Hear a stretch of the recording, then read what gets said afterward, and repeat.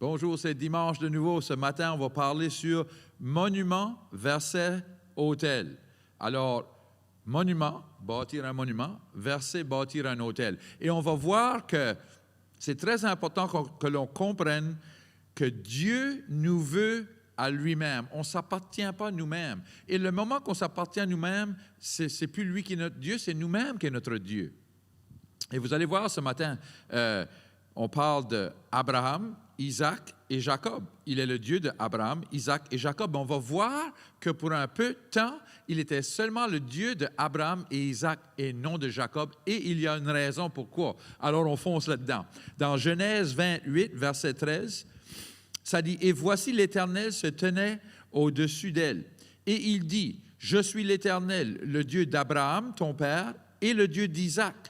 La terre sur laquelle tu es couché, je te la donnerai à toi et à ta postérité. Ta postérité sera comme la poussière de la terre. Tu l'étendras à l'Occident et à l'Orient, au septentrion et au Midi. Et toutes les familles de la terre seront bénies en toi et en ta postérité. Voici, je suis avec toi. Je te garderai partout où tu iras et je te ramènerai dans ce pays, car je ne t'abandonnerai point. Que je n'ai jamais exécuté ce que je... Non. Que je n'ai exécuté ce que je te dis. Jacob s'éveilla de son sommeil et il dit, certainement l'Éternel est en ce lieu. Et moi, je ne le savais pas. Il eut peur et dit que ce lieu est redoutable. C'est ici la maison de Dieu. C'est ici la porte des cieux. Et Jacob se leva du bon matin. Il prit la pierre dont il avait sur son chevet et la dressa pour monument. Alors, il a pris la pierre et il fait un monument avec la pierre. Et il versa de l'huile sur son sommet. Il donna à ce lieu le nom de Bethel, mais la ville s'appelait auparavant Luz. Jacob fit un vœu en disant, et on voit ici, Jacob fit un vœu, on pense, oh, c'est une bonne chose à faire. Non, ce n'est pas un bon vœu. Écoutez, si Dieu est avec moi et me garde pendant ce voyage que je fais, s'il me donne du pain à manger et des habits pour me vêtir, et si je retourne en paix à la maison de mon Père, alors l'Éternel sera mon Dieu. Alors, il ne dit pas que Dieu est son Dieu, à moins que Dieu fasse toutes ces choses-ci pour lui. Mais ce n'est pas de même, ça marche avec Dieu. Dieu lui a déjà dit, je suis ton Dieu et je vais tout faire ces choses-ci pour toi. Mais lui, il veut preuve de les choses que Dieu va faire. Et le moment que l'on veut preuve de Dieu avant qu'il soit notre Dieu, il n'est pas notre Dieu. Pouvez-vous comprendre? Alors, il voulait bâtir un monument de ce qui avait arrivé là, mais il ne voulait pas bâtir un autel. L'autel, c'est le sacrifice. L'autel, c'est « ma vie n'est pas la mienne ». De ce jour ici, quand on bâtit un autel à Dieu, ça dit « ma vie n'est pas la mienne, je suis sur l'autel, je suis mort à moi-même et je suis ressuscité à toi, je suis le tien ». Alors, on voit ici qu'il a bâti un monument et il dit à Dieu « je te fais une promesse que si tu fais tout ceci, moi je ferai ceci ». Et écoutez, tu seras mon Dieu. Cette pierre que j'ai dressée pour monument sera la maison de Dieu. Ouh! De tout ça qu'on vient de parler, que Dieu nous dit, il dit, je ne veux pas qu'une bâtisse, c'est le peuple de Dieu. Je ne veux pas que une dénomination soit le peuple de Dieu. Je veux que vous soyez la maison de Dieu. Vous êtes l'habitation de Dieu. Et on voit ici, il appelle la pierre la maison de Dieu, pas lui-même. Alors, Dieu dit, je ne suis pas ton Dieu, je suis le Dieu de tes pères et ton grand-père, mais pas ton Dieu encore. Et là, il dit, et je te donnerai la dîme de tout ce que tu me donneras. C'est drôle, j'avais entendu un prédicateur pas mal célèbre, puis il dit, quand j'étais sur chômage, puis j'avais pas grand argent, c'était aisé de payer la dîme. Mais il dit, quand j'ai commencé à vendre des livres puis à faire la grosse argent, là, je gardais, hey, ça pourrait payer pour une maison. Ça pourrait payer l'hypothèque d'une maison par le mois. Là, c'était plus dur. Alors, de dire à Dieu, je te donnerai la dîme quand tu vas me bénir, non. Si tu ne peux pas donner la dîme à Dieu maintenant, si tu ne peux pas mourir à toi-même maintenant, si tu ne peux pas mettre tes finances sur l'autel, tu ne le feras pas plus tard. Alors, des promesses. Alors, j'avais écrit les personnes commémoratives font des promesses à Dieu, mais les personnes qui bâtissent des autels vont juste le faire. Just do it en anglais. Ils vont juste le faire. Ils vont juste foncer. Ils vont juste faire ce que Dieu leur dit. Ils ne vont pas demander à Dieu des preuves, puis ceci, puis ça, pour que tu sois mon Dieu. Tu es mon Dieu, par la foi, je crois en toi et je crois que tu vas produire tout ce que tu as dit que tu vas faire pour moi. Les promesses que tu m'as données, tu vas les faire. Dieu lui avait fait des promesses et à la place de prendre les promesses de Dieu et foncer, il dit, Dieu, tu m'as fait des promesses, mais tu dois prouver que tes promesses sont vraies. Ouf. Parce que c'était un homme de commémoratif, pas un homme d'autel. On voit ici dans Genèse 26, 24 et 25, en parlant d'Isaac, ça dit, « L'Éternel lui apparut dans la nuit et dit, « Je suis le Dieu d'Abraham, ton père. Ne crains point, car je suis avec toi, et je te bénirai, et je multiplierai ta postérité à cause d'Abraham, mon serviteur. » Et qu'est-ce que Isaac fait? Il bâtit un autel drette là. Jacob ne bâtit pas un autel, il fait un monument. Et ce n'est pas son Dieu. Mais Isaac fait un autel. Qu'est-ce que ça représente? Ça représente Dieu. J'entends qu'est-ce que tu dis? Je suis à toi. Je bâtis un autel de sacrifice. Je me sacrifie à toi. Je suis à toi. Gloire à Dieu. Et si qu'on continue pour voir pourquoi Dieu appelait Isaac je suis le Dieu d'Isaac et le Dieu d'Abraham. Mais Abraham, on sait, vous savez l'histoire, Abraham, c'est Isaac qui allait être sur l'autel. Mais Dieu lui a parlé et Abraham il bâtit un autel. Il était prêt à sacrifier son seul fils, son fils unique, parce qu'il savait que Dieu le ressusciterait s'il avait besoin. Alors, il croyait en Dieu, sa foi était en Dieu et il bâtit un autel. Ceux qui bâtissent des autels, Dieu est leur Dieu, mais ceux qui bâtissent des monuments, Dieu n'est pas leur Dieu. Et c'est très évident. Parce qu'on voit souvent dans des dénominations, dans des églises, dans la vie des mondes, ils se rappellent seulement de qu'est-ce que ça produit dans le passé, ils célèbrent qu'est-ce que ça produit dans le passé, mais ils n'ont pas de futur.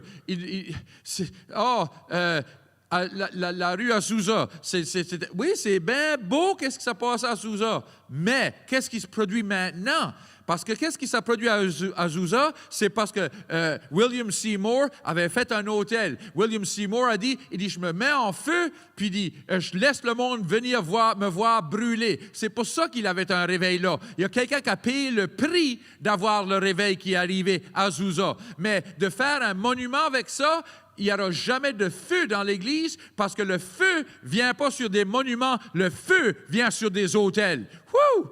Gloire à Dieu, le feu tombe sur des autels, mais il ne tombe même pas sur des autels vides, il tombe sur des autels qu'il y a un sacrifice là.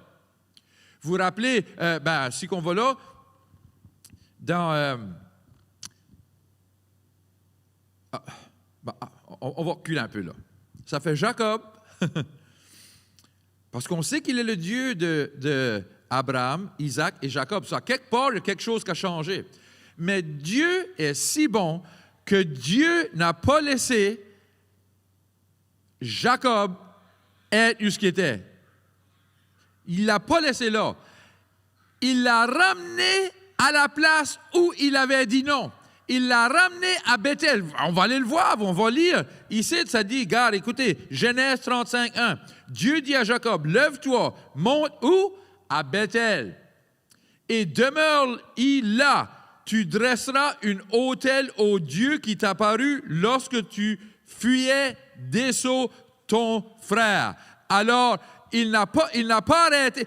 Dieu l'emmène de nouveau à Bethel. Il l'emmène de nouveau là, puis il dit, tu sais où ce que tu m'as dit non, je te ramène là, et maintenant, de là, tu dois prendre et bâtir un autel. Et il bâtit un autel, et non seulement que Dieu a devenu son Dieu, mais il a changé son nom. Il a changé son nom de Jacob, qui déçut, qui veut dire déçu, ou qui déçut les autres. Il a changé son nom à Israël. Et les 12 tribus ont sorti de lui, gloire à Dieu. La promesse que Dieu avait faite à Jacob, et que Jacob a dit non, tu dois me démontrer. Il l'a ramené de nouveau là et dit maintenant, fais un autel, sois le sacrifice, Et là, il l'a établi. Qu'est-ce qu'il a établi? Il a établi qu'est-ce qu'il lui avait promis en première chose. Ta postérité sera comme la poussière. Gloire à Dieu. Alors, c'est très important qu'on comprenne ça. On voit ici dans Juges 6, versets 20 et 21, ça dit, l'ange de Dieu lui dit, prends de la chair et les pains sans levain, pose-les sur ce rocher et répands le jus. Et il fit ainsi. L'ange de l'Éternel s'avança, l'extrémité du bâton qu'il avait dans la main, toucha la chair et les pains sans levain. Alors il s'éleva du rocher un feu. Alors, qu'est-ce que c'est? Il dit, mets ton sacrifice sur la roche et le feu l'a consommé. Et le feu ne le consomme pas pour le détruire, le feu le consomme pour le multiplier. C'est la même chose avec Élisée. Élisée, Dieu lui dit, tu dois déclarer qu'il va y avoir une sécheresse. Et là, après, la sécheresse était là pour un bout de temps. Il dit, OK, maintenant, tu vas aller et il va mouiller. Alors, il va pleuvoir. Et alors, il va là. Et Dieu et Élisée prend, il bâtit un autel, il met le bois dessus, il met le bœuf dessus. Et là, il verse de l'eau. Il dit, verse d'autre eau. Avant de faire ça, il avait fait une fossée. La Bible dit une fossée qui pouvait tenir 2 mesures de semences ou de graines. Et là, il verse l'eau de nouveau. Et là, tout à coup, ça dit que l'eau avait rempli le fossé. Et là, il appelle sur Dieu et le feu de Dieu tombe sur le sacrifice et il consomme tout ça qu'il a là. Et Élisée dit ceci, il dit, j'ai fait tout cela, Seigneur, à ta parole, en ton mot. C'est toi qui me l'as dit de le faire. Et là, il dit, maintenant, j'entends le son de la pluie. Gloire à Dieu. Il va pleuvoir. Pourquoi? Parce que qu'est-ce que tu as consommé avec ton feu, maintenant va multiplier et il ne va pas seulement avoir un peu d'eau dans un fossé, mais il va tomber, ça va déborder, il va avoir de l'eau. Alléluia! Alors Dieu veut multiplier. Quand Jésus a pris le pain et les poissons les apôtres, il n'a pas pris le pain et le poisson. Quand il a mis sa bénédiction dessus, le feu du Seigneur dessus, gloire à Dieu, ça a multiplié, il n'avait plus qu'assez. Dieu veut consommer notre sacrifice pour le multiplier, mais il ne peut pas consommer quelque chose que l'on ne lui donne pas.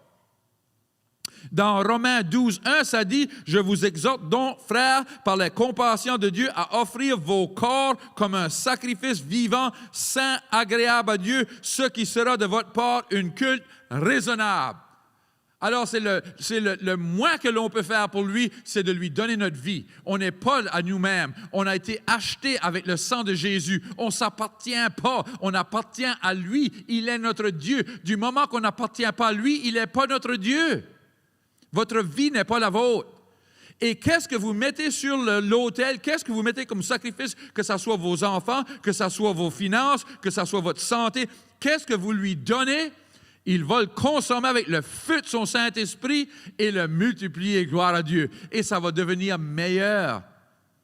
Du monde qui dit, « Ah, je peux pas donner la dîme, je ne peux pas donner rien à Dieu parce que j'en aurais pas assez, je ne pourrais pas vivre. » C'est le contraire. Si vous lui donnez vos finances, il va le consommer et il va multiplier, gloire à Dieu. C'est la parole de Dieu.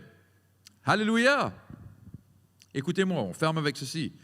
Qu'est-ce que vous mettez sur l'autel? Dieu le consommera de son Saint-Esprit. Alléluia. Écoutez-moi. Qu'est-ce que vous mettez sur l'autel? Dieu le consommera avec son Saint-Esprit. Qu'est-ce que vous lui donnez? Wouh! Gloire à Dieu! Je veux vous encourager, on vit dans les derniers temps et Dieu est en train de consommer. C'est un temps qui c'est pas évident quand même, qu'est-ce qui se passe tout partout, mais en même temps, Dieu est en train de gagner des familles, gagner des vies. C'est le temps que l'Église soit l'Église, que nous, le peuple de Dieu, on soit le peuple de Dieu, qu'on soit consommé avec la volonté de Dieu de faire qu'est-ce qu'il nous a appelé à faire et que l'on voit le feu du Saint-Esprit de nouveau dans les églises, le feu du Saint-Esprit de nouveau dans nos yeux, que quand le monde nous voit sur la rue, qu'il voit le feu du Saint-Esprit dans nos yeux. Les apôtres disaient, regarde-nous, regarde-moi dans les yeux, regarde le feu qui est dans mes yeux, lève-toi debout. Et là, ils sont guéris. Pourquoi? À cause du feu qui les consommait. C'est le temps que l'Église soit consommée par le feu du Saint-Esprit. Amen. Si vous écoutez aujourd'hui, et peut-être que vous avez jamais donné votre vie à Jésus, vous avez vous croyez en Dieu, mais vous n'avez jamais dit, je te donne ma vie, je me mets sur l'autel, je veux que tu prennes ma vie et tu fasses une meilleure chose avec ma vie. Si c'est vous aujourd'hui, je peux prier avec vous autres. C'est une prière très simple, mais il y a beaucoup de pouvoir dans cette prière. Si vous voulez prier, priez avec moi. Seigneur, je te remercie d'avoir envoyé Jésus. Pardonne-moi de mes péchés. Lave-moi dans le sang de Jésus. Lave mes péchés. De ce jour-ci, je vais te suivre avec tout mon cœur. Amen. Si vous avez prié cette prière, on est fiers pour vous. Si vous êtes dans la région de Moncton, venez nous voir. On aimerait ça vous rencontrer et célébrer avec vous. Et peut-être ça pourrait devenir votre église. Peut-être votre famille est ici. Alors, venez nous voir. On est ici 9h et 11h. 11h, il y a la traduction simultanée en français. Si vous ne comprenez pas l'anglais, vous pourrez mettre des écouteurs et écouter en français. Que Dieu vous bénisse.